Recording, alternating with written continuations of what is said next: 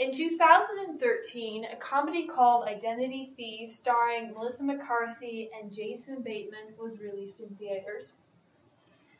In that same year, a report released by the Consumer Federation of America showed that more than 13 million Americans were impacted by identity theft. In one extreme case, a couple operating out of North Carolina received over $3.5 billion from the federal government by filing tax returns using their neighbors' identities. On July 19, 2001, one of the worst computer worm viruses recorded, known as Code Red, infected over 359,000 computers worldwide, including the White House's server, by overflowing Microsoft's IIS web server. A Quebec employee of IBM filed for extended sick leave to deal with severe depression. For a year and a half, she lived off monthly payments from health insurance. However, her insurance company turned off benefits after she posted photos of herself on Twitter at a beach resort with the hashtag #SoMuchFun and loving life. And in 2010, the United States and Israeli governments joined forces to hack Iran's nuclear facilities. They planted a worm known as Stuxnet on the computers controlling Iran's centrifuges and watched as it rendered 1/5 of them inoperable. All of these events bring to question the idea of internet security. Does it even exist? We all assume that we are secure when roaming the web and that our information is only in the hands of people we trust. Yet either by the fault of our own ignorance or by the hands of malicious hackers, millions of people have their information stolen every year. Who is to blame? What can be done about it? For at least some of this, we as internet users have to attach some blame to ourselves. We trust our devices far more than we actually should. A recent report shows that less than 30% of smartphone users have security apps installed on their phones, while more than 65% use their phones to store sensitive information.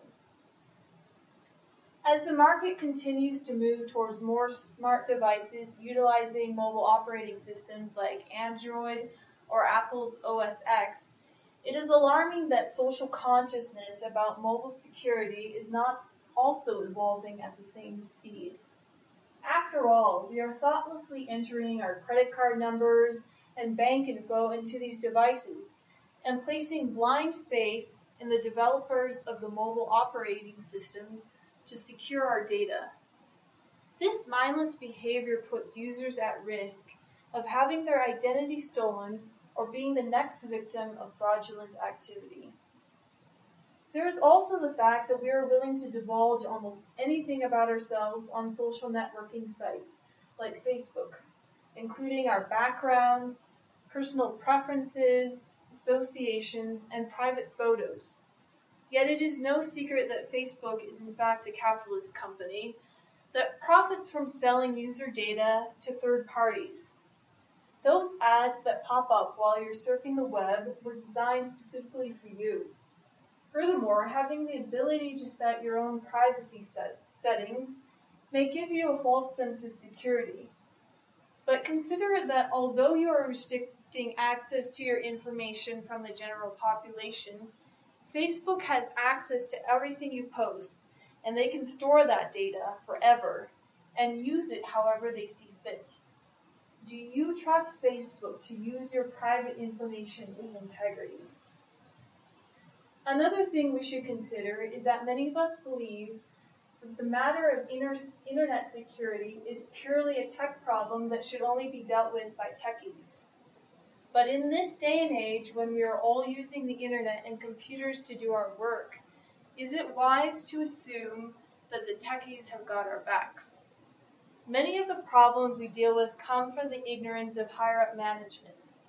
People who may not see the value in adding that extra security check on their servers. Who is aware that configuration of firewalls and the implementation of proper encryption is not a requirement to many companies, but just a guideline? For so many of our security breaches, We have the technology to prevent them, yet we simply don't.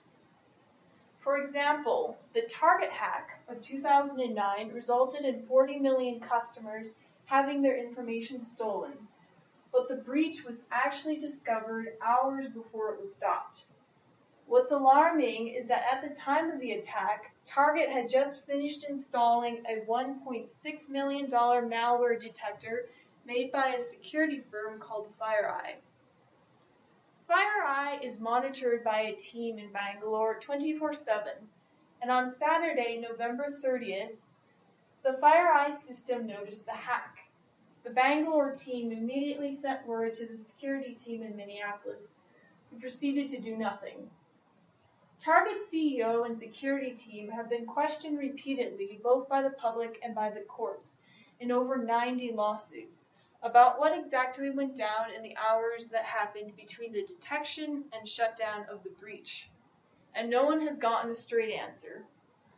Another thing to consider is that the primary method malware ends up on corporate networks is something we should be wary of to begin with: internet pornography. An article published in Time magazine in 2013 reports that from a sample of over 200 corporate networks, 40% of these had to have malware directly associated with pornography removed from the CEO's personal devices. Though the general populace could stand to become a bit more tech-savvy to ensure their own online security, or at least to improve their awareness of security threats, we have to realize that even the greatest minds in computer science cannot make things as secure as we would like them to be. If everything was secure and there were no bugs in our systems, nothing would ever be hacked. What computer worms and viruses do is take advantage of a defect that is already on your machine. These defects are known as 0 days, as in they have been known for 0 days, and lately there has been a huge demand for them. That's right, 0 days are for sale. There are companies all over the world that are paid thousands of dollars to find bugs in software and supply methods to exploit them. Now, many of these companies provide their services to the creators of software as a kind of double check, yet their clientele isn't 100% full of good intentions. In fact, many of these companies contract out to national governments. NSA, anyone? This also explains why worms such as Code Red that I mentioned earlier are able to spread so fast. Code Red used what is known as buffer overflow. Think of a buffer as a section of memory waiting for input. What Code Red did was, instead of inputting something like cookies, it input thousands and thousands of the letter N until it overflowed that particular section of memory. Once a section is overflowed, the bug could find itself surrounded by entirely different information, such as IP addresses, server names, locations, etc., all stored in memory.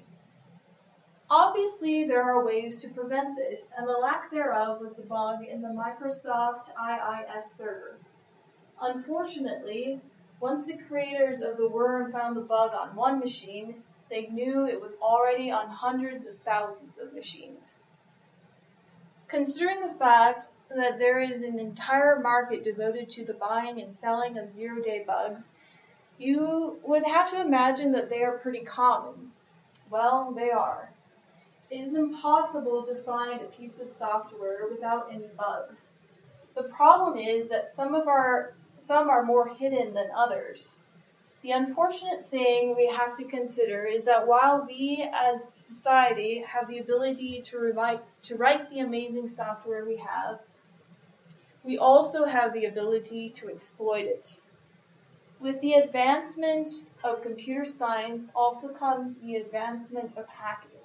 It's the same stuff, just one is used for good and the other for evil. We need to recognize this and take steps as individuals to protect ourselves and to boycott companies that refuse to protect us. Thank you.